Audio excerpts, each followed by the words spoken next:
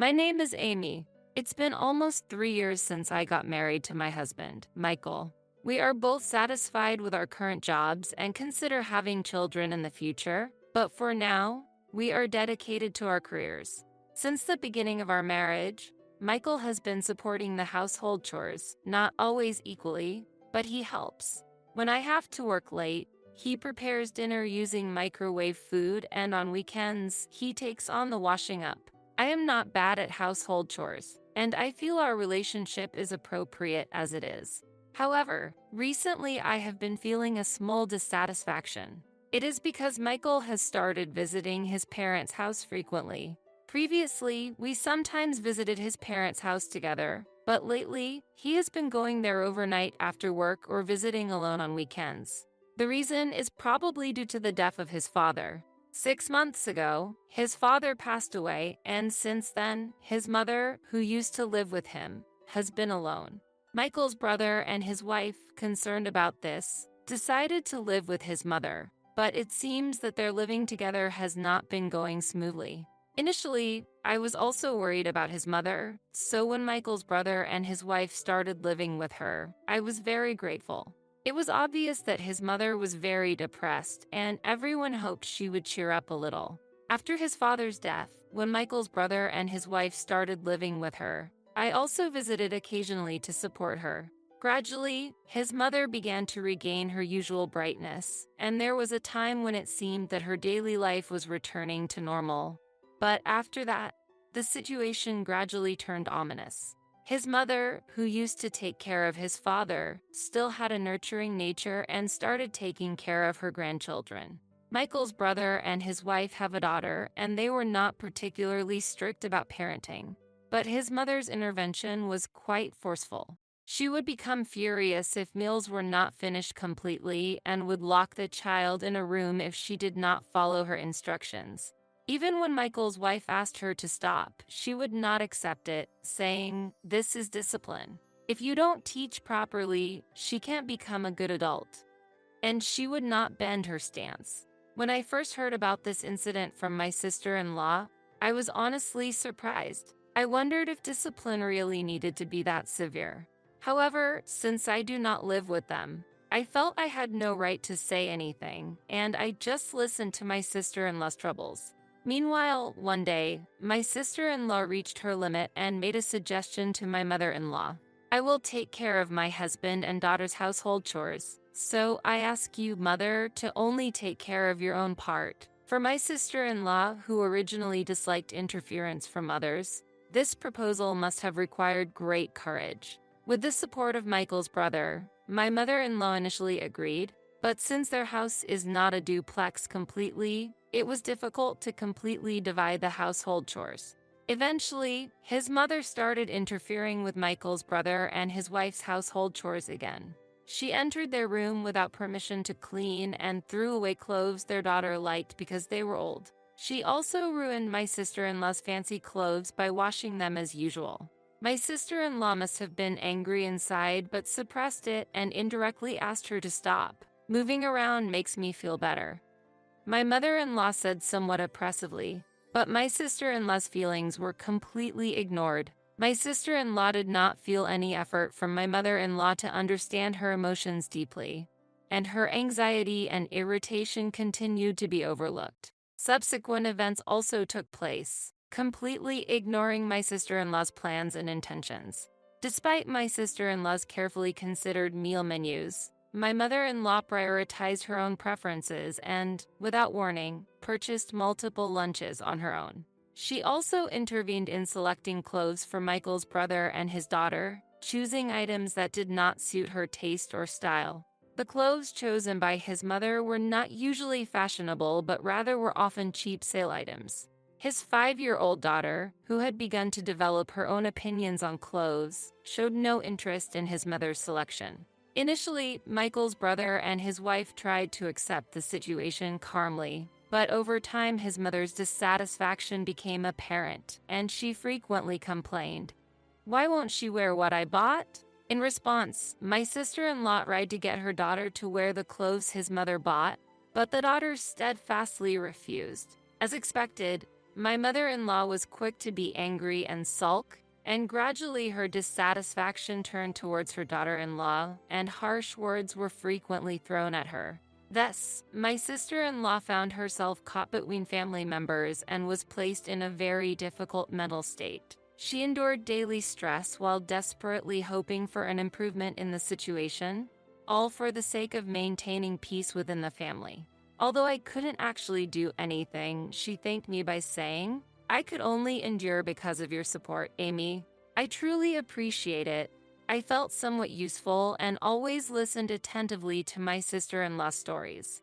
In such circumstances, an incident occurred. While Michael's brother was away on a business trip, his mother asked my sister-in-law to go shopping. My sister-in-law thought about taking her daughter with her, but his mother said, "I'll take care of her, so go by yourself quickly," and reluctantly, she went alone.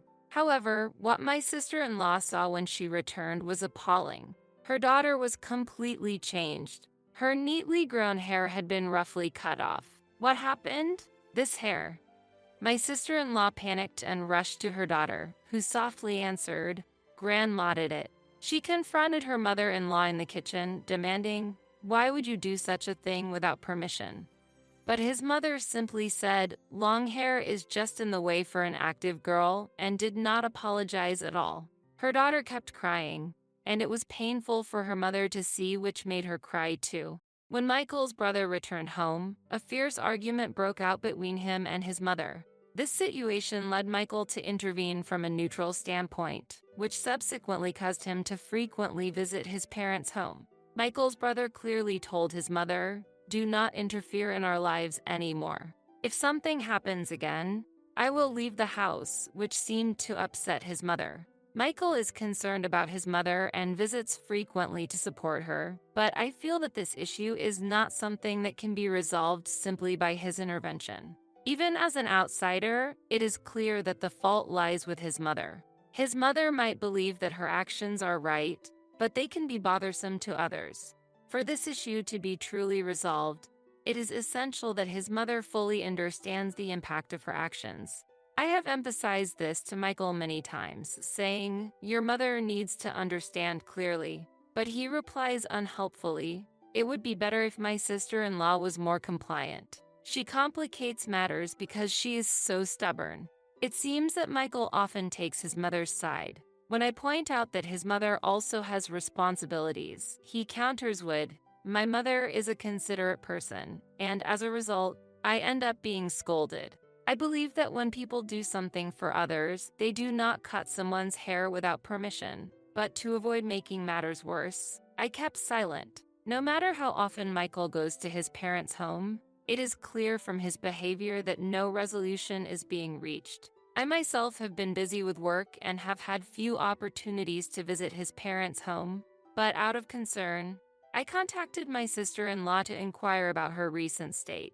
As expected, my sister-in-law's and her husband's stress seemed to have increased, and she shed tears over the phone. I appreciate that Michael confronts his mother, but I'm convinced that the fundamental problem won't be resolved unless she changes herself, she said. I completely agree. The feeling of helplessness overwhelmed me when I think about why Michael focused on short-term solutions and failed to understand the deep feelings of his brother and sister-in-law. While enduring these mentally tough days and wishing to somehow support his sister-in-law and her husband, I returned home from work one day to an unbelievable scene. "Welcome home, Amy," greeted his mother. Mother? Why are you here?" I was surprised. When I asked a question, Michael appeared from the back of the room and said, "I invited my mom here." She seemed uncomfortable at home, while laughing amiably with his mother. Truly, this is no laughing matter. Bringing his mother to our home without permission is not an acceptable action. Holding that thought, I confronted Michael when his mother went to the bathroom. "What's this about? You didn't discuss this with me, did you?" However, Michael justified his actions as if they were appropriate, saying, "Mom just accumulates stress being in that house. That's why I thought a change of environment was necessary." According to Michael, this was supposed to improve his mother's situation, but deciding without consulting me is unreasonable. This only increases my irritation towards him. Indeed, our apartment is family-friendly, and although there indeed was a spare room, it was intended for future use for our children and was then being used as a storage room. Michael has arbitrarily turned it into his mother's room. How long do you intend to have your mother stay here? I asked, to which he replied, well, we'll see how it goes, and then immediately started using his smartphone. Just as his mother returned from the bathroom, I was unable to continue my conversation with Michael. Considering the situation of his brother and sister-in-law, I understand that it is important to keep a physical distance from his mother, but I also live in this apartment. Honestly, it is difficult to live permanently with his mother. Nevertheless, since Michael brought her home, I cannot easily ask her to leave. Feeling the need to address this situation, I sent Michael a message during my lunch break the next day saying, I want to talk without your mother tonight. Let's meet outside after work. I specified the time and place. After work, I went to the agreed place, but no matter how long I waited, Michael did not show up. He didn't reply to my messages, and I couldn't reach him by phone. Worried that something had happened, I decided to go back home. To my surprise, Michael had already returned home when I got there. I couldn't hide my confusion. Didn't I tell you in the message that I wanted to talk? Why did you come home first? I questioned him. I asked Michael in a low voice when his mother was not nearby. Why do we need to talk? Mom is alone at home now. We should return quickly before she feels lonely, he answered. I was left speechless by his response. I was just dumbfounded and couldn't hide my surprise. I had not thought Michael could be this incomprehensible. Previously, Michael's brother and his wife lived close to the parents' home, and our interactions with them were frequent. Because of this, I often relied on Michael's brother and his wife, since we rarely visited his parents' home. I had not realized how much Michael indulged his mother. What should I do? Thinking about this, I couldn't concentrate at work and took the afternoon off, returning home early. That day, his mother said she was going out with a friend, so no one was at home, and for the first time in a long while, I was able to relax alone. Then the doorbell rang, and when I went outside, several large packages had been delivered. Michael doesn't usually shop online, and I hadn't ordered anything recently, so I was suspicious. When I checked the shipping label, all the packages were addressed to his mother, and Michael's name was listed as the sender.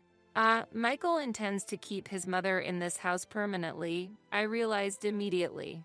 In the evening, I received a message from Michael saying, I'm having dinner with Mom before coming home. At that moment, everything seemed foolish to me, and my affection for my husband rapidly cooled. Previously, I had strongly desired to resolve the issues with his mother, but even that desire had faded. That night, I went to sleep alone without waiting for Michael and his mother to return.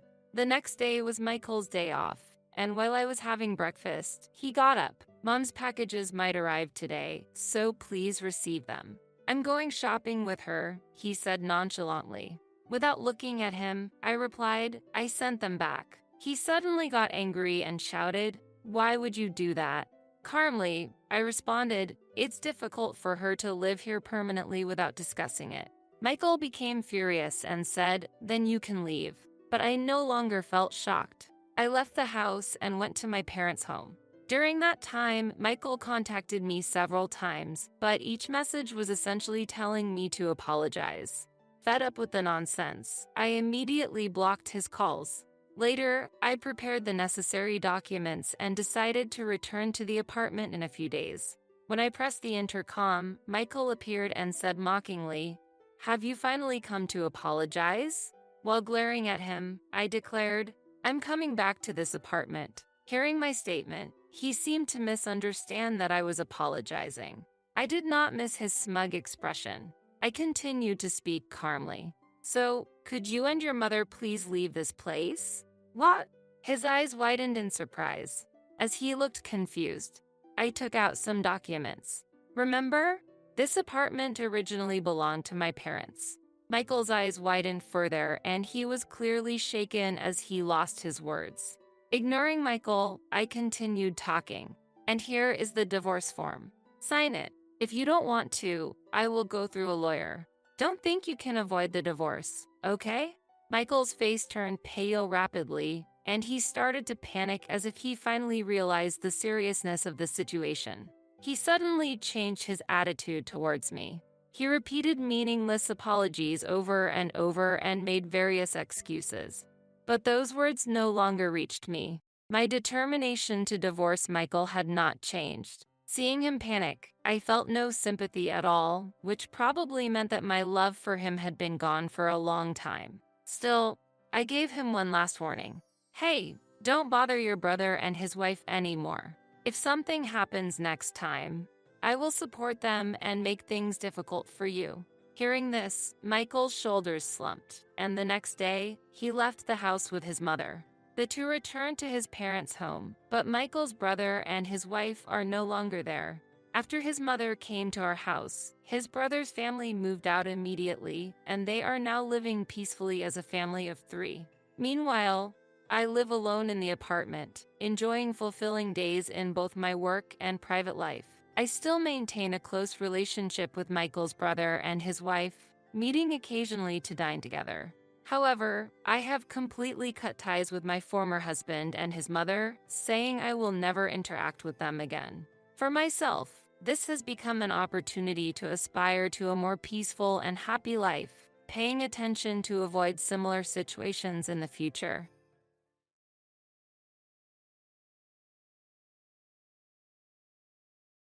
Every couple, over time, experiences various problems and many difficulties. However, regarding us, we had lived peacefully without major issues for 40 years. That was how I felt about it. Little did I know, we were about to face a pitfall I never imagined. Suddenly, my husband Frank proposed a divorce. When he announced the separation, he was holding a splendid bouquet of flowers. That day was his 65th birthday, and he had just retired from his job. The bouquet, a retirement gift from his colleagues, was adorned with flowers in soft shades of orange, pale yellow, light blue, and white. Looking at the bouquet, I couldn't help thinking, oh, it looks expensive. Maybe worth $200 or $300. A bit stingily. As I was absent-mindedly staring at the bouquet, Frank gently smiled and handed it to me, saying, "Dorothy, thank you for all the hard work." How embarrassing. Reflecting on it, I realized I had never received a bouquet from Frank since we met. He always said, bouquets are an unnecessary luxury. So whenever we celebrated, we always dined out luxuriously. When I asked him what he wanted for his birthday during our early dating days, his reply was something like, all-you-can-eat barbecue. Moreover, since he lacked the sense of gifting others to bring them joy, I had never received a present, not even flowers, for my birthday. It was surprising that Frank, of all people, chose to give me a bouquet on his retirement day. It was clear he didn't buy it himself and probably thought, I don't need a bouquet. But I still felt happy. What's this all about? Well done, Frank. Now you can relax and enjoy doing what you love, I said, a bit overwhelmed. While my heart was still fluttering as I received the bouquet, Frank said seriously, "Thank you for helping around the house. You're not needed anymore. I want a divorce. I will live with my mother from now on." Frank and I were high school classmates and started dating in our second year. After breaking up and getting back together several times, we married on my 25th birthday. Our relationship was more like friends of the opposite sex who got along well, and we married because being with each other was fun and comforting. We have 2 children, but parenting wasn't too burdensome as our parents loved their grandchildren and actively helped out. We were able to enjoy work and leisure, sometimes together and sometimes separately with our friends. This is why we faced fewer issues than a typical couple. There was just one instance when Frank had an affair in his 40s, and by the time I found out, they had already broken up. I discovered a photo of Frank cozily close to his mistress, presumably taken during a company trip, in his bag about 6 months later. Even though we had a friendship like marriage, finding that photo was a huge shock. When I confronted him, he readily admitted to the affair, which lasted about 2 months after the trip. He told me plainly, "I felt lonely when you were busy with work and often stayed in hotels, and my heart wandered to a female assistant." Maybe I should have expressed more strongly how much that incident had shocked me. But in the end, you were the best. That girl always wanted accessories or to watch for in romance movies, which was troublesome. "I've come to appreciate your good points again," he said, and I felt inclined to forgive him. So, we didn't take any major steps like divorce. I realized I had also been underestimating Frank, so I decided to quit my job and reflect on this. That was about the extent of our major marital issues. But it seems it wasn't the same for Frank. He said he had felt uncomfortable since our honeymoon. "I wanted a trip focused on dining, but you selfishly chose a sightseeing-centric itinerary. Even during the tours, I was just hungry, and the meals provided were ordinary. I felt at that time that you were someone who didn't consider my preferences." What? He had been thinking that for 40 years. I was really shocked inside. Sure, our honeymoon was sightseeing-focused, but who was it that enjoyed it at the time? Who was the one who went out on a special night tour, leaving me at the hotel suffering from jet lag? Even with jet lag, if you were really interested in enjoying the trip, you could have rested properly on the plane. It's all about mindset. That's ridiculous. Frank had always been somewhat self-centered, but I never thought he was this bad. As I stood there speechless, Frank said, "It would be hard to leave suddenly, so I'll give you a month. Please take all your things and leave during that time." And then he went back to his room. Thinking of pleasing Frank, I had prepared high-quality beef, fine wine, and cakes made by a renowned pâtissier, all arranged on the living room table. And I had even laid a stylish tablecloth. As I looked at this scene, tears started to flow. The next day, as Frank was about to go out, I approached him and asked why he considered divorce and chose to tell me on his retirement day. Frank coldly replied, "While I was employed, I needed your help for household chores and to take care of me. But now that I'm retired, you're no longer needed. A housemaid can replace your role." After that, Frank hardly interacted with me, didn't eat the meals I prepared, or even gave his laundry for washing.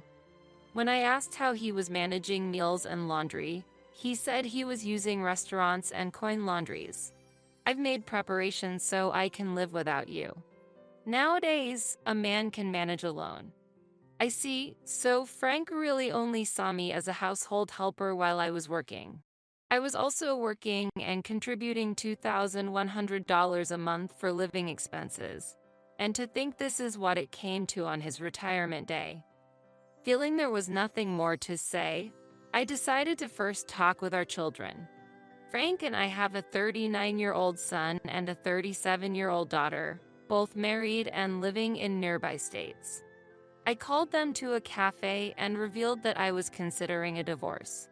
My son immediately responded, "Yeah, that sounds like a good idea. But when did you realize, Mom?" "Realize what?" As I looked puzzled, my son also seemed surprised. "Wait, you really didn't know? Dad's been having an affair with a younger woman." My son said he saw Frank and a young woman heading towards a motel while he was walking in a busy district on a sales call. When I expressed shock, Frank initially panicked, but then said, "It's just for fun, Mom knows about it." "Remember when you were 20, how Dad had an affair with a colleague from work?" Mom was calm about it then, and I thought it would be the same this time. My son casually mentioned this, Frank having an affair again, and to think he was deceiving me with such lies. I had believed him when he said he would live with his mother after our divorce, but that turned out to be a lie too.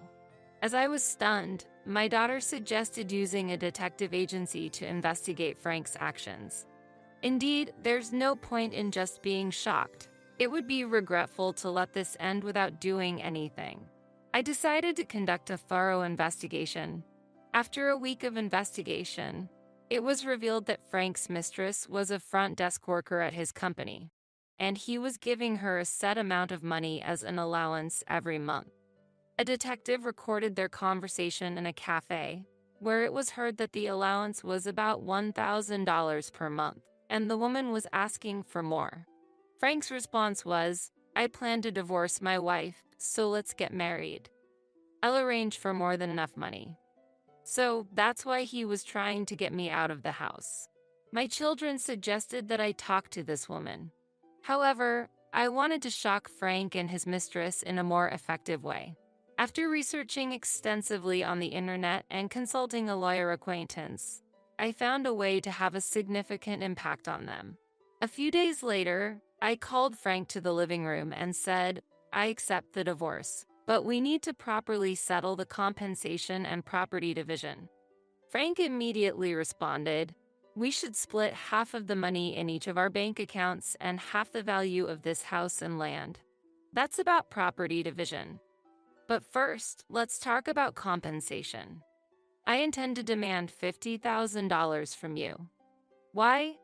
Late life divorces aren't uncommon. Why do I have to pay that much? As Frank scoffed, I showed him several photos of his affair. "This should explain why you need to pay compensation," I said, and Frank looked shocked. "Besides, I recorded your conversation, and I know she gets an allowance of $1,000 every month. Oh, and planning a trip to celebrate 3 years of dating and marriage? That means for 3 years, you've been giving her $1,000 monthly. That money belongs to our marital assets, so I'll include it in the property division." One more fact. Frank had left an open credit card statement scattered everywhere. After collecting and scrutinizing them, I found suspicious expenses totaling over $20,000, including stays at high-end hotels in the capital and purchases from famous international brands for women. I would also include these in the property division. By the way, I found a lease agreement for an apartment from 3 years ago under your name. I had a detective check, and it turns out your mistress lives there. I'll include that rent in our shared assets too. As I calmly presented all these facts, Frank's face went pale. A natural reaction considering these amounts added up to nearly $100,000. It was later revealed that Frank had about $50,000 in his account at the time. Frank thought he would just have to pay me half of that, $25,000, but with a total of about $150,000 in savings calculated, he now needed to pay me about $75,000. "Wait, how much do you have in your account?" "Half of that is mine," Frank exclaimed in panic, so I showed him my bank book. There was about $70,000 in my account. This meant that Frank was entitled to $35,000, so he needed to pay me $40,000. Additionally, when I mentioned that the house and land should also be divided as part of the property settlement, he claimed, "This house and land are in my name. They are not shared property." However, legally, the house and land are considered shared property regardless of whose name they are under. I should also add that I've paid for all the house repairs from my account. Remember, this house was second-hand and needed repairs several times? The total cost was about $50,000, so you owe me half of that, $25,000. Even if we sold the house and land and split the proceeds, Frank would not end up in debt, but he was quite disappointed, thinking he would receive the entire sale profit. But I just laughed and said, "Too bad. Here's the divorce papers." As I handed them over, I saw a slight smile on Frank's face. Pretending not to notice, I urged him, "Sign it quickly. I'm planning to submit it right now." After he signed on the spot, I grabbed the documents and hurried to the city office. When I returned home 30 minutes later, Frank was sitting confidently on the sofa. It seemed he thought everything was resolved with our earlier conversation. Then I delivered the final blow. Let's talk about your retirement benefits. His face showed full confidence. Unfortunately, I haven't received my retirement benefits yet. They won't come in for another 3 to 4 months. We're divorced now, so that money isn't shared property, he declared, just as I expected. Feigning surprise, I asked, "Really? That's terrible. How much will you receive?" Frank proudly answered, $120,000. Impressive, right? That amount is average for a small to medium-sized company. So, I'll be receiving $60,000, right? Wait, hold on. The retirement benefits will be paid after our divorce. Frank replied in shock. That's the thing. Even after divorce, retirement benefits are subject to property division. I read online about a case where a couple divorced 5 years before retirement, and the retirement benefits were divided. So, if you don't sell this house and land, your assets will be negative. But even if you sell, you won't get enough money to satisfy your mistress. With that, Frank looked completely stunned, his mouth agape in disbelief. Poor thing. By the way, when we had the house appraised, it was valued at about $300,000, including the land. If we sold it, we could each get about $150,000. But Frank's mistress had insisted on not selling the house, so Frank reluctantly agreed to pay me $150,000. Including the $50,000 in compensation, Frank ended up with a total debt of $200,000. It's puzzling why his mistress, who is still in her 30s, was so smitten with the older Frank and fixated on that house. Despite being old, the single-family house in the city with good transport accessibility must have been attractive. After they remarried, Frank's new wife's parents brought all their furniture and moved into that house. As a result, Frank, who had planned a leisurely life with his retirement benefits, property division, and pension, now had to support his new wife and her parents with just his pension, while also struggling to repay debts. Eventually, he had to look for work again, probably earning around $30,000 a year at over 65. Additionally, since I claimed $20,000 in compensation from his new wife, their marital relationship is reportedly very strained. It's only a matter of time before Frank loses that house. Moreover, due to the rental apartment he rented for his mistress, which was occupied by someone else, a breach of contract occurred. I notified the real estate management company, resulting in a penalty fee. Really, it's quite pitiful. As for me, I had a good income originally, so I moved into a luxury apartment after the divorce and am living comfortably. I work 3 days a week at a supermarket that hires people even at 65. My daughter's house is nearby, so I live in peace. My granddaughter, just entering middle school and in her rebellious phase, cares for her recently divorced grandmother and visits often. She's a very kind girl. Though I no longer have a husband, my time with my granddaughter has increased, and I'm truly enjoying these happy moments.